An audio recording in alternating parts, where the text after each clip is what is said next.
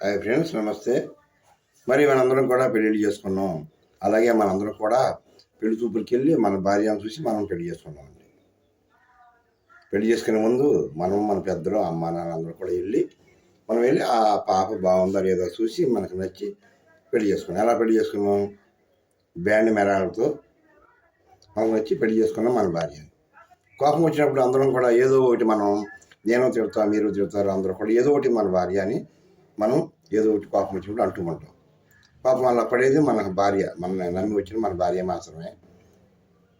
ఎన్ని పెట్టినా ఎన్ని తిట్టినా పడుతూ ఉంటుంది. చాలామంది ఆడవాళ్ళు ఓపికగా ఉంటారు, అది మన అదృష్టం.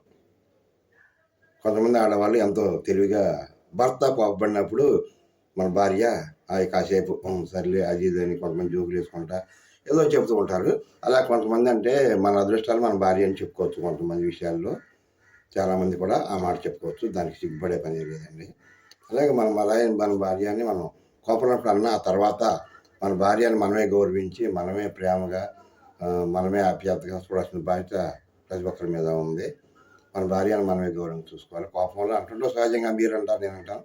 తర్వాత అయినా మనం ప్రేమగా ఒక మాట అంటే మళ్ళీ భార్య అన్నీ మర్చిపోయి ఎంతో భగవంతుడి కన్నా ఎక్కువగా తన భర్తనే చూసుకుంటుంది.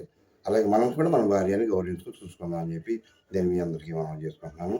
ఓకే ఫ్రెండ్స్, మరి ఈరోజు ఆదివారం కదా, ఏదో కొంతమందికి కొన్ని కోరికలు ఉంటాయి, ఏదో అది ఇదని ఏదో ఉంటుంది. ఎవరి పని కూడా వాళ్ళు చేసుకుంటూ ఉంటారు. ఈరోజు ఆదివారం. ఓకే, మరి కొంతమంది ఫంక్షన్కి వెళ్ళే వాళ్ళు ఉంటారు, రకరకాల వాళ్ళు ఉంటారు. ఓకే ఫ్రెండ్స్, మీ పని మీరు కానించండి. Okay, bye.